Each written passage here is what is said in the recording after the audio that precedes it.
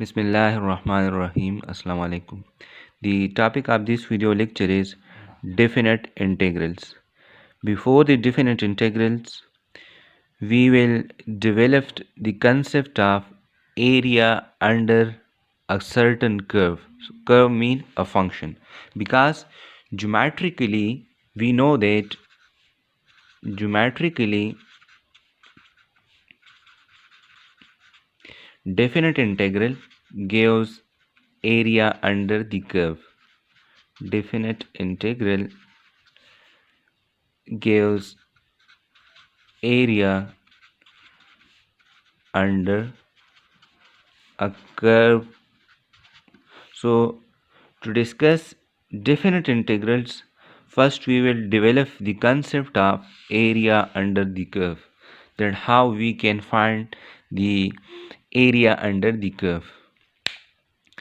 Before to proceed, I briefly revise that we are discussing the calculus portion of the book, in which we discuss differential calculus.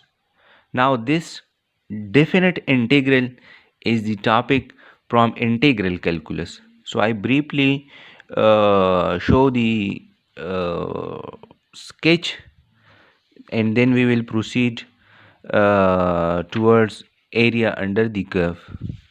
So that is, we are discussing a single variable calculus. So there are two types of calculus: main differential calculus and integral calculus. In differential calculus, the main topic is differentiation, that we already discussed. Then before the differentiation, we start from the limit of a function. The main topic of the calculus, the important topic of the calculus, is limit of a function. You clearly know that differentiation is a limit, continuity is a limit, and today we are discussing definite integral. So definite integral is also involves the concept of limit. तो ये हमने discuss किया था, पहले start लिया था limit of a function से, फिर कंटिन्यूटी डिस्कस की थी, फिर डेरिवेटिव ऑफ अ फंक्शन, उनकी एप्लीकेशन में हमने मैक्सिमम मिनिमम कैसे फाइंड करते हैं, that is the important topic which are discussed in chapter number 3. फिर हायर ऑर्डर डेरिवेटिव्स को डिस्कस किया था. चैप्टर नंबर 4 में हमने वेक्टर डिफरेंशिएशन डिस्कस की थी.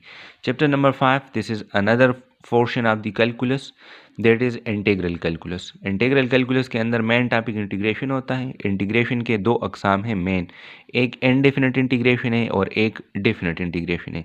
ये डेफिनिट इंटीग्रेशन जो है, ये ज्योमेट्रिकली हमें exact area under the curve देता है.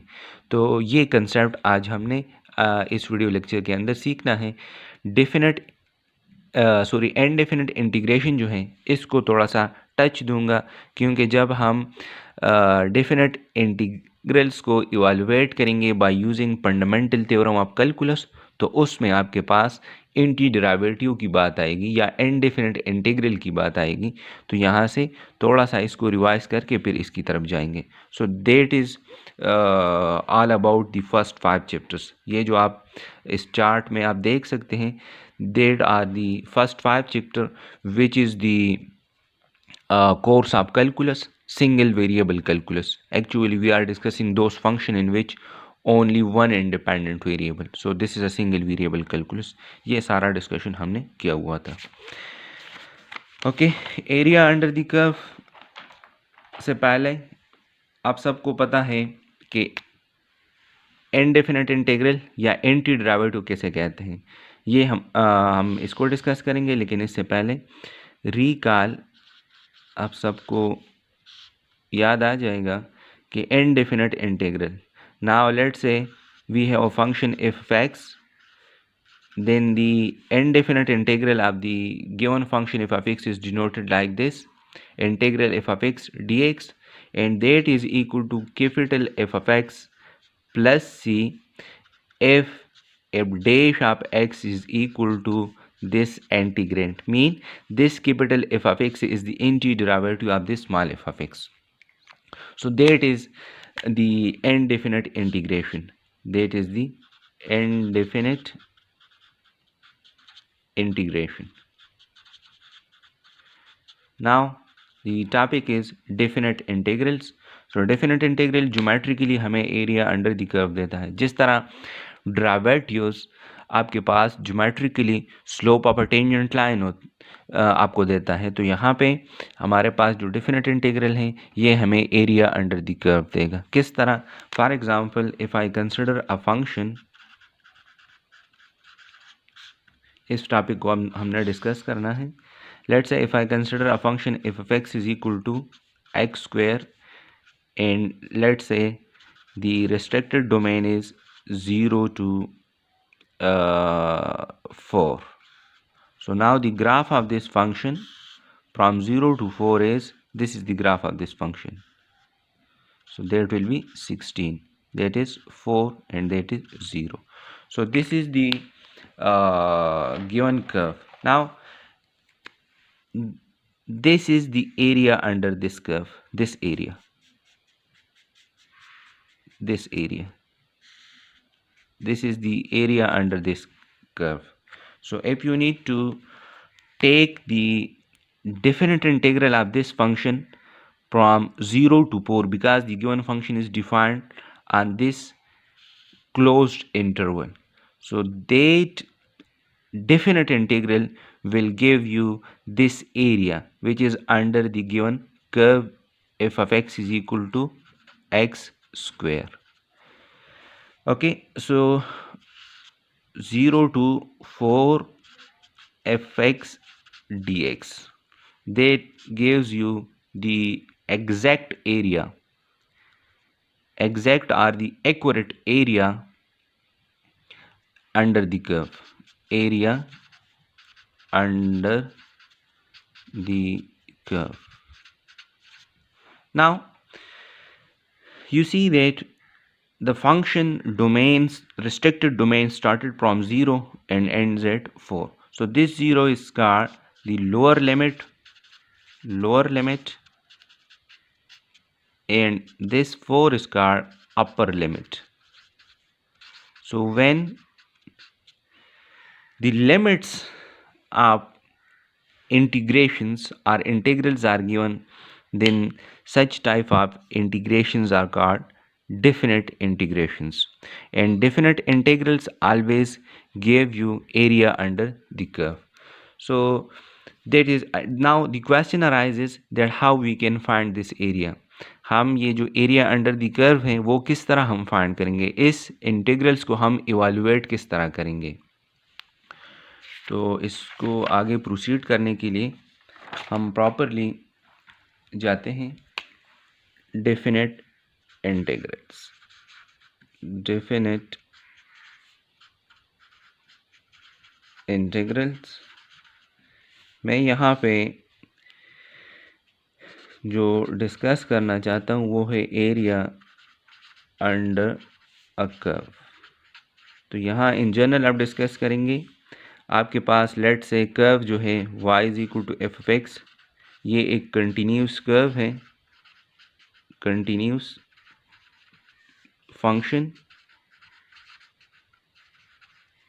on for all x belongs to AB.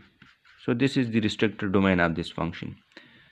So when I plot this curve in the rectangular coordinate system, so let's say this is the graph of this function.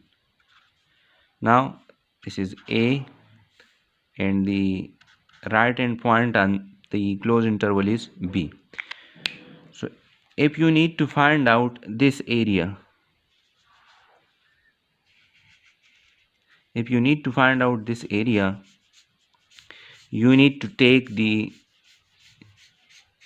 this area, because this is area under the curve. So this area will be exactly equal to the definite integral of this function from A to B. So this area is nothing but this area is actually obtained when you take the definite integral of the function from A to B. So this A and this B is called lower limit and upper limit respectively. So this is lower limit and this is the upper limit. अब जिस तरह मैंने कहा कि इस area को हम find कैसे करेंगे, हमेशा ये याद रख लें कि हमारे पास डेफिनेट इंटीग्रल्स में से लिमिट इन्वॉल्व होंगे, क्योंकि वो हमें एरिया अंडर द कर्व देता है। तो area under the curve mean function के अंडर जो एरिया आता है वो फंक्शन डिफाइन होना चाहिए किसी खास इंटरवल के ऊपर। तो ये एरिया फाइंड करने के लिए are the area under this curve we need to integrate the given function from a to b, so that integral gives you the exact area under the curve। ये हमें क्या देगा, ये हमें accurate area देगा under this curve। तो उसके लिए अब ये फाइंड हम कैसे करेंगे, ये हमें एक्चुअल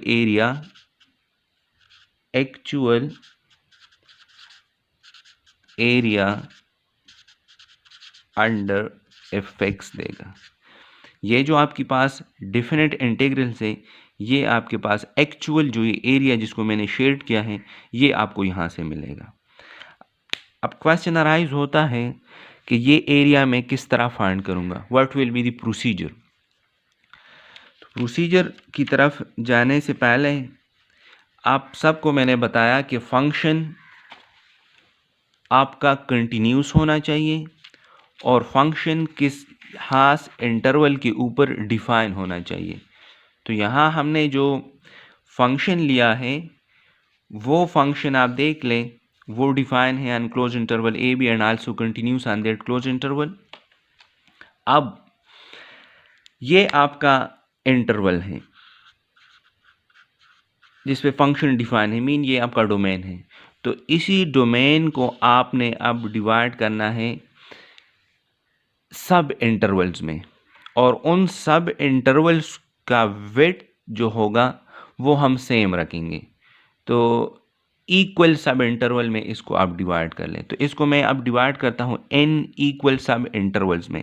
सो लेट्स से इस a को मैं कहता हूँ x0 और b को मैं कहता हूँ xn, और ये जो आपका इंटरवल है इसको हम डिवाइड करते हैं n सब इंटरवल्स में।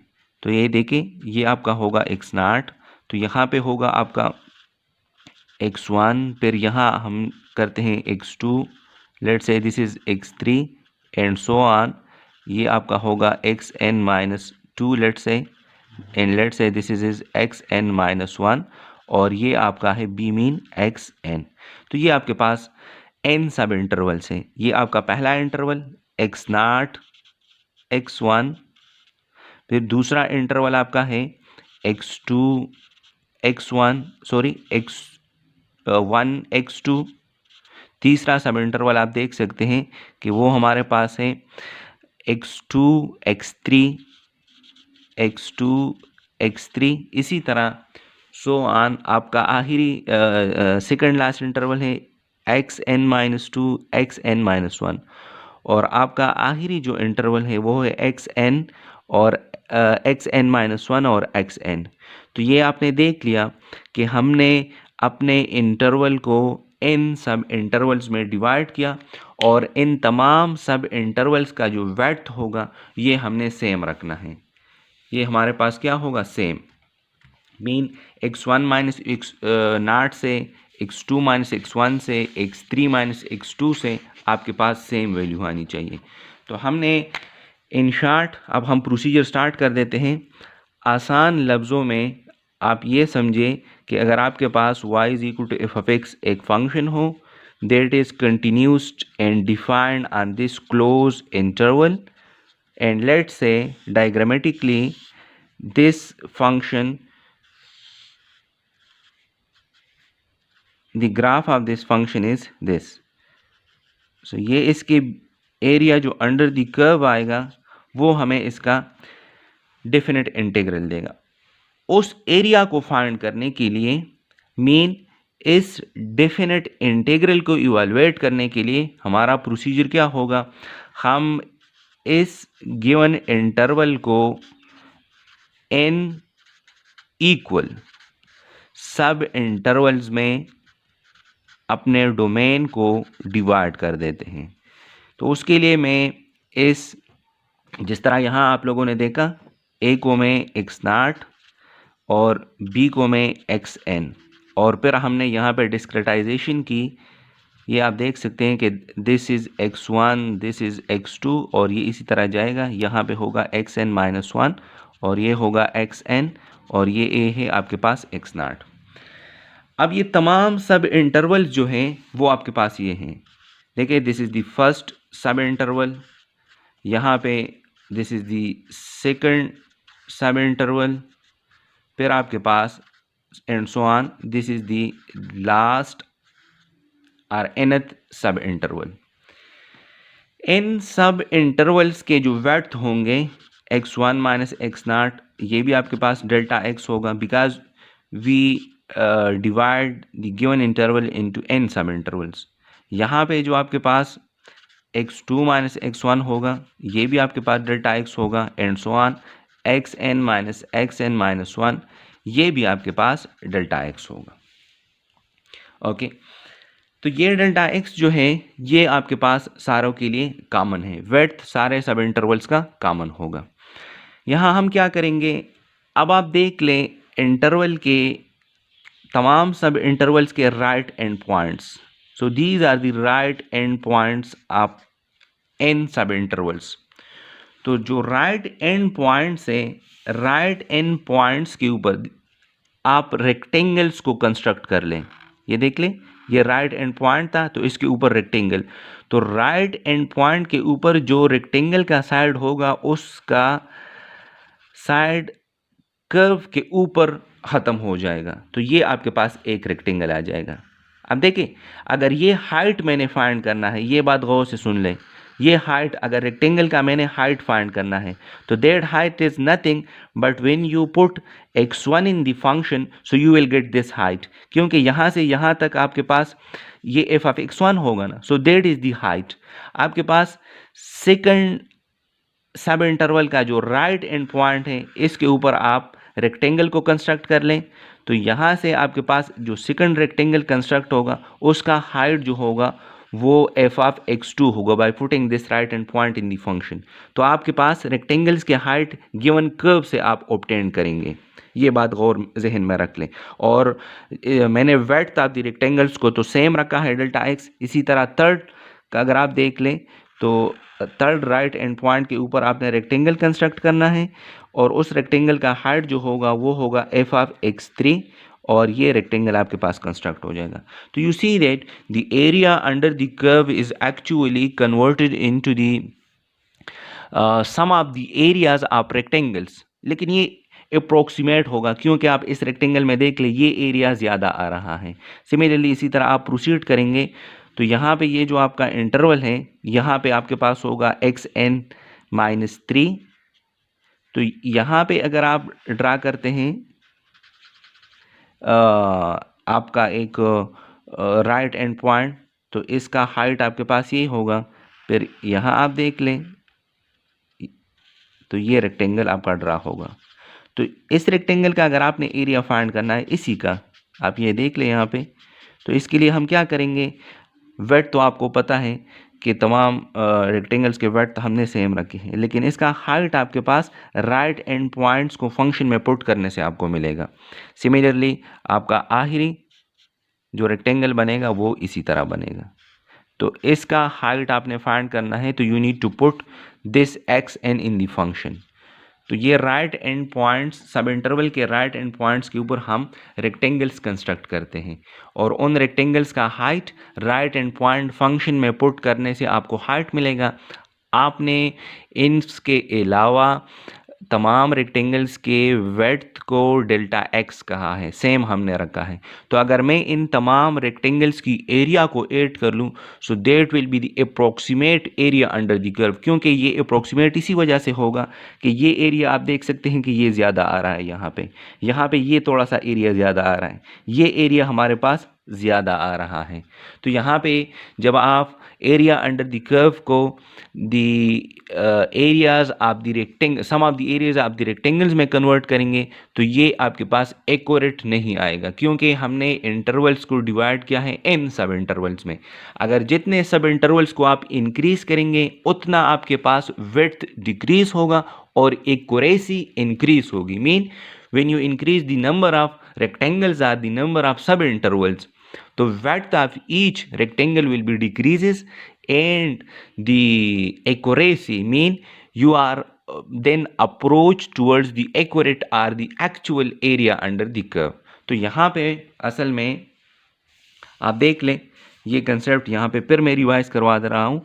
देखिए ये आपका फंक्शन था, इसके एरिया अंडर द कर्व आपने फाइंड करनी थी। तो एरिया अंडर द कर्व अगर आपने फाइंड करनी है तो आपने क्या करना है, आपने अपने गिवन इंटरवल को n सब इंटरवल में डिवाइड करना है, लेकिन वो तमाम सब इंटरवल्स में जो विड्थ होगा वो डेल्टा एक्स हमने सेम रखा है। फिर राइट एंड पॉइंट्स, हर एक इंटरवल के राइट एंड पॉइंट्स के ऊपर आप रेक्टेंगल्स को कंस्ट्रक्ट कर लें। तो देखिए राइट एंड पॉइंट्स के ऊपर जो रेक्टेंगल का साइड आएगा उसका एंड आपके पास आपकी फंक्शन के ऊपर होगी। तो यहाँ से आपको हाइट मिल जाएगा। रेक्टेंगल की हाइट्स के लिए हम फंक्शन को यूज़ कर रहे हैं, ये बात गौर जहन में रख लें, क्योंकि ये आपके पास रेक्टेंगल का हाइट यहाँ एंड हो रहा है। Now you see that this point lies on the graph of the function. So if you need to evaluate this height, if you need to find out this height, you just need to put this x1 in the given function। तो ये आपके पास होगा। Similarly आप यहाँ देख लें तो ये आपके पास इसी तरह, फिर आपके पास ये, तो ये आप देख सकते हैं। तो ये आपके पास इन रेक्टेंगल्स की एरिया को अगर आप सम करोगे तो आपको approximate area under the curve मिलेगा। तो exact area under the curve नहीं, approximate area under the curve. और एरिया अंडर द कर्व जो एक्चुअल होता है वो हमारे पास होता है डेफिनेट इंटीग्रल। तो ये definite integral approximately equal, this is not equal, approximately equal sum of the areas of rectangle, ये इसके बराबर होगा। अगर ये sum of the areas of rectangle हैं तो ये रेक्टेंगल्स की एरिया हम कैसे फाइंड करते हैं, जब हमें हाइट का और विड्थ का पता होता है तो हाइट और विड्थ मल्टीप्लाई करके we get the area of the rectangle. तो हाइट हमारे पास राइट एंड पॉइंट्स फंक्शंस में पुट करने से तमाम रेक्टेंगल्स के हाइट्स आपको मिल रहे हैं, that is the important point. आपके पास यहाँ जो पहला रेक्टेंगल है उसका हाइट आपके पास एफ ऑफ x1 है, because when you construct the rectangles and the right end points, so वो उसका जो हाइट होगा that ends exactly on the curve, and if this last point of the side of the rectangle lies on the curve, so that height must be calculated by putting that right end point in the given function। तो ये आपके पास f of x1, f of x2, f of x3 and up to f of xn, these are the heights of the functions or delta x। तो delta x multiplied by f of x1, ये देखिए आपके पास अगर इस एक rectangle की area तुम्हें चाहिए तो वो होगा delta x F of x1। अगर दूसरे की एरिया तुम्हें चाहिए तो वो आपके पास होगा delta x F of x2। तीसरे की अगर आपको वैल्यू चाहिए, एरिया चाहिए, तो वो आपके पास होगा delta x F of x3। हम right end points of the intervals use कर रहे हैं, आप left and points of interval को भी यूज़ कर सकते हैं, उसमें भी कोई वो नहीं है। ओके तो यहाँ पे ये आपके पास होगा डेल्टा एक्स फर्स्ट वो होगा एफ ऑफ x1, फिर आपके पास दूसरे रेक्टेंगल का area delta x width multiplied by height and so on, ये जाएगा delta x F of x n. तो ये देख लें यहाँ से आपके पास approximate area under the curve आता है, क्योंकि यहाँ पे आपके पास ये एक्यूरेट नहीं है, क्योंकि रेक्टेंगल्स आप जब राइट एंड पॉइंट्स के ऊपर रेक्टेंगल्स को कंस्ट्रक्ट करते हैं तो वहाँ पे एरिया थोड़ा ज़्यादा आता है। अगर जब आप लोग लेफ्ट एंड पॉइंट्स के ऊपर रेक्टेंगल्स को कंस्ट्रक्ट करेंगे वहाँ पे एरिया थोड़ा सा कम आएगा, जो एग्जैक्ट या actual area under the curve होगा। तो अब हम क्या करें, थोड़ा सा वो राइट एंड पॉइंट्स के ऊपर अगर आप बनाना चाहते हैं तो उसके लिए भी मैं करवा देता हूँ। तो ये तो हमें exact area under the curve ना मिला, approximate area under the curve मिल रहा है ना, तो इसको एग्जैक्ट कैसे बनाएंगे? We use the concept of a limit. We increase, we approaches when the number of the rectangles approaches towards infinity, or in other words you can say that when the number of subintervals approaching to infinity, so in that case delta x will be decreased and the accuracy will be increased. और ये एक और बात अपने जहन में रख लें कि डेल्टा एक्स को आप कैसे फाइंड करेंगे? Delta x will be equal to b minus a divide by n. तो नंबर ऑफ इंटरवल्स आपके ऊपर डिपेंड करते हैं। आप यहाँ पे अगर आप राइट एंड पॉइंट्स के ऊपर इंटरेस्टेड होते हैं ना, ये आपका एक फंक्शन है फ्रॉम ए टू बी, और ये आपके पास है एक्स नाट, फिर हमने डिस्क्रेटाइजेशन की x1 x2, ये आपका है xn-1 और ये आपका है xn।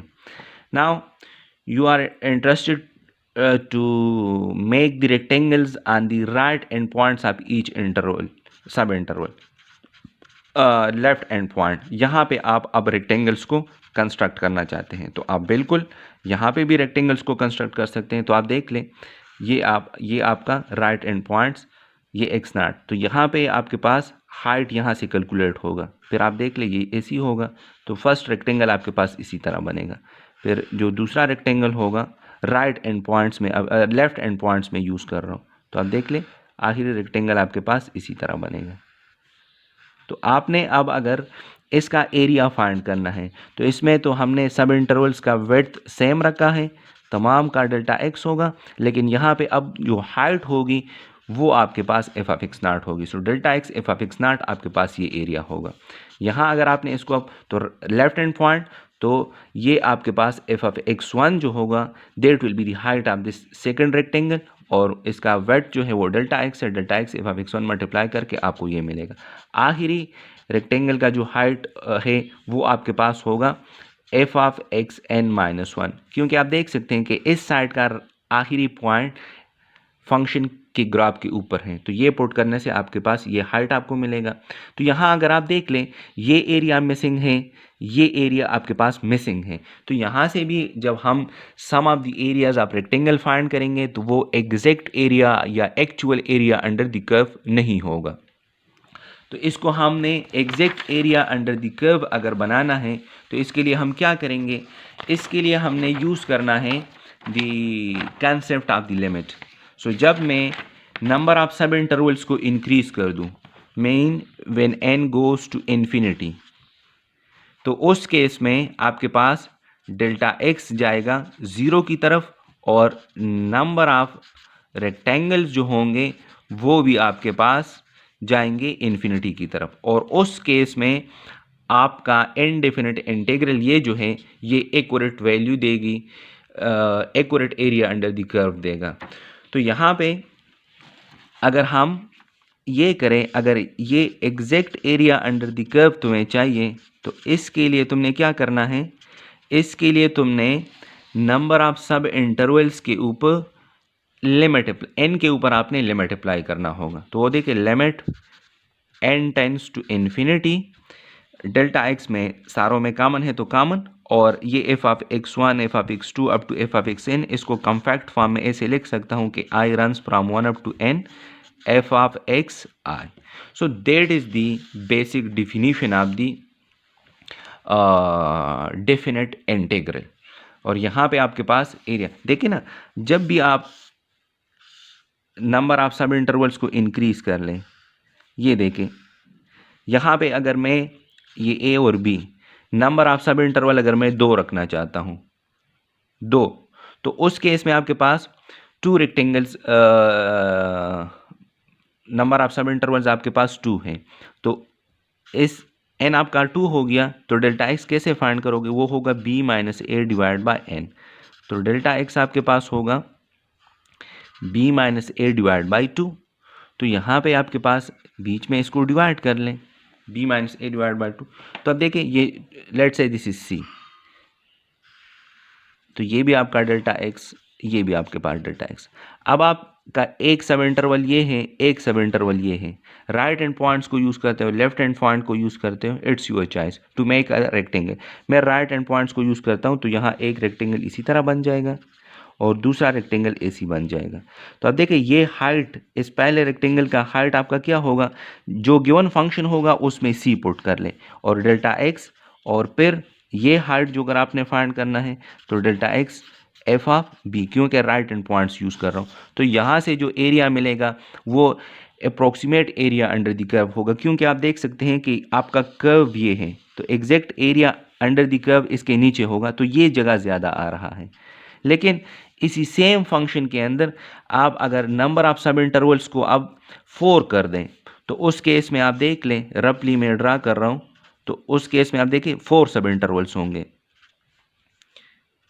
देखिए ये इसी तरह हो जाएगा, 1 2 3। अब देखिए तो 4, एक सब इंटरवल, दूसरा, तीसरा, चौथा। तो राइट हैंड पॉइंट्स के ऊपर आप रेक्टेंगल्स ऐसे कंस्ट्रक्ट कर ले इसी तरह। तो आप देख लें जब number of sub intervals increase हो रहे हैं तो एरिया अंडर द कर्व में जो अप्रोक्सीमेशन है वो एक्यूरेट की तरफ जा रहा है। देखिए यहाँ पे अब ये जगह आपके पास ज़्यादा आ रही है, यहाँ पे आप देख लें ये और ये ज़्यादा आ रहा था। तो जब number of sub intervals increase होंगे तो उस केस में आपके पास डेल्टा एक्स डिक्रीज़ होगी और आपकी एक्यूरेसी इंक्रीज होगी। तो ये आपका सारा कंसेप्ट है एरिया अंडर द कर्व का। अब मैं थोड़ा सा इसका पर्टिकुलर एग्जांपल आपको दिखा देता हूँ, थोड़ा सा आप देख लें। तो ये इंशाल्लाह आज की जूम के क्लास में भी डिस्कस्ड होगा। ये आपका फंक्शन है, geometrically area under the curve represent करता है। This area definite integral symbolically ऐसे डिनोट होता है। This is the lower limit, upper limit ये हमें exact area under the curve देता है, जो यहाँ डायग्राम में आपके पास शेडेड है। फिर अगर आप देख लें तो यहाँ पे मैंने जो आपको, अगर एक फंक्शन है उसका डोमेन ये है, इसी डोमेन को n सब इंटरवल्स में डिवाइड कर लें, तो आप देख सकते हैं कि n सब इंटरवल्स में इनको डिवाइड किया हुआ है, लेकिन हर एक सब इंटरवल का जो वेड्थ होगा वो सेम होगा। और हर एक सब इंटरवल के राइट एंड पॉइंट्स के ऊपर आप रेक्टेंगल्स कंस्ट्रक्ट करें, construct rectangles on the right and point of each interval mean सब interval. width of each rectangle is denoted by delta x और वो इक्वल होगा heights of every rectangle obtained from the function। देखिए n के ऊपर आपने right end points, these are the right end points of each sub interval, तो वहाँ पे आपका हाइट जो होगा इस साइड का आखिरी पॉइंट फंक्शन के ऊपर लाई कर रहा है, तो राइट एंड पॉइंट्स फंक्शन में पुट करके you will get the height of that rectangles. तो ये हमारे पास जो आप देख रहे हैं ना, f of x1 this is the height of the first rectangle, f of x2 is the height of the second rectangle and f of xn is the height of the last rectangle. तो आपको अगर area under the curve चाहिए, you need to find the sum of the area of the rectangles. तो उस case में आपको approximate area मिलेगा। देखिए area under the curve is approximately equal to the sum of the areas of all rectangles. तो वो हमारे पास area under the curve approximately equal to, this is the sign of approximation, area of the first rectangle, then area of the second rectangle and so on up to area of the n rectangle। तो a for the area under the curve approximately equal to area of the first rectangle। तो rectangle का जो area होता है width और height आप multiply कर ले, तो वेड्थ आपका डेल्टा एक्स होगा, हाइट बार बार ये बात रिपीट कर रहा हूँ कि ये आपको राइट एंड पॉइंट्स के ऊपर, अगर तुम रेक्टेंगल्स को कंस्ट्रक्ट कर रहे हैं तो राइट एंड पॉइंट्स के ऊपर जो रेक्टेंगल का साइड बनेगा उसका आखिरी पॉइंट फंक्शन के ऊपर आएगा। तो वो हाइट फाइंड करने के लिए just you need to replace the value of x in the function by the right end point of that sub interval to get the height of that rectangle। तो ये आपके पास height और ये आपके पास है डेल्टा एक्स, आपके पास width, ये height. तो ये पहला रेक्टेंगल का एरिया, दूसरे रेक्टेंगल का एरिया और nth रेक्टेंगल का एरिया। तो ये आपके पास अप्रोक्सीमेट डेल्टा एक्स तमाम में कॉमन है, उसको मैं बाहर कर सकता हूँ। These are the heights. तो नाउ इसको आपने अब अगर ये फाइंड करना है तो ये actual area under the curve आपको किस तरह मिलेगा। अगर आप नंबर ऑफ सब इंटरवल्स को इंक्रीज कर दें तो उस केस में ये जो डेफिनेट इंटीग्रल होगा ये आपको exact area under the curve यहाँ से मिलेगा। मीन यहाँ पे number of sub intervals increase तो आपके पास नंबर ऑफ रेक्टेंगल्स इंक्रीज हो जाएंगे, तो उस केस में हमारे पास ये रिजल्ट आपको मिल जाएगी। अगर इसको थोड़ा सा मैं और एक्सप्लेन कर दूं तो ये आप लोगों के लिए और क्लियर हो जाएगा। देखिए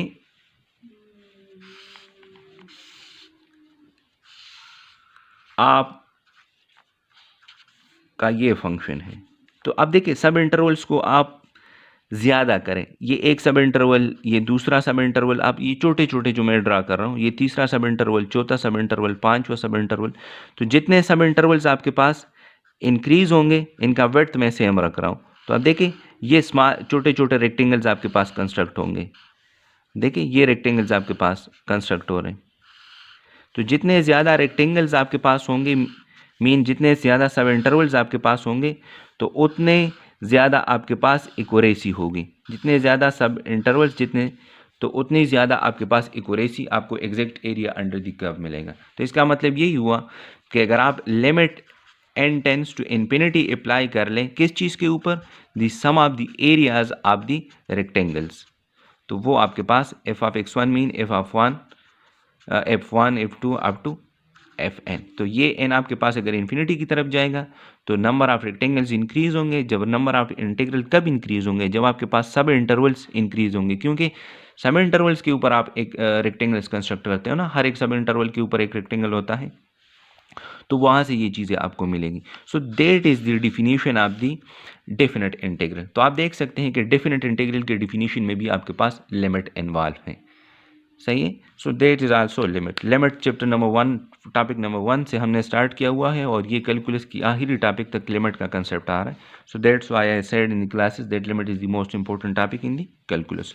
तो आप प्रॉपर डिफिनीशन यहाँ से देख सकते हैं कि f of x is a continuous on the interval A B is divided into that interval is divided into n subintervals whose right end points are x1 x2 up to xn. You can also take the left end points, but I am taking the right end points.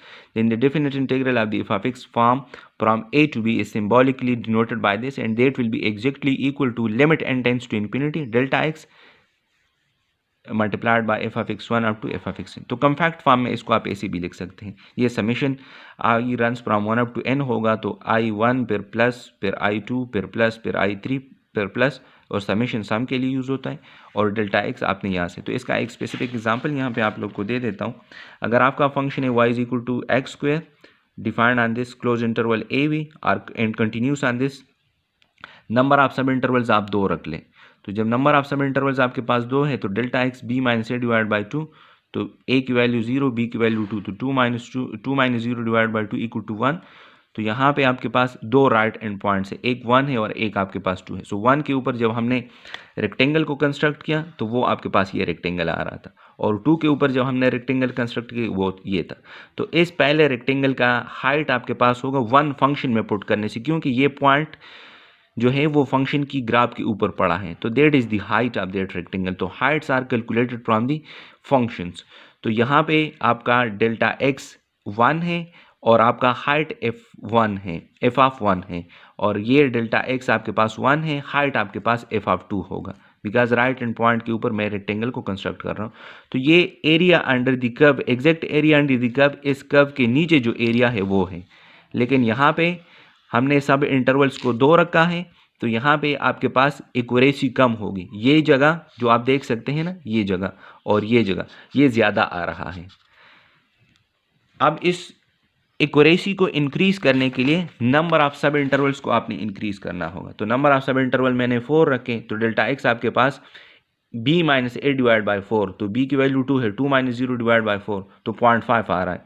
तो यहाँ पे 0 से देखें, 0 से 0.5 तक एक सब interval होगा, 0.5 से 1 तक दूसरा सब इंटरवल, 1 से 1.5 तक तीसरा सब इंटरवल, और 1.5 से 2 तक चौथा सब इंटरवल, और तमाम सब इंटरवल्स में जो डेल्टा एक्स है वो 0.5 है। आप गैप देख सकते हैं कि तमाम में 0.5 है। तो यहाँ पे राइट एंड पॉइंट्स आप देखें, ये आपका 0.5 है, 1, 1.5 और 2, ये राइट एंड पॉइंट्स हैं, इनके ऊपर आपने रेक्टेंगल्स कंस्ट्रक्ट करने हैं। तो यहाँ पे इस रेक्टेंगल का हाइट अगर आपने कैलकुलेट करना है तो 1/2 आपने फंक्शन में पुट करना है।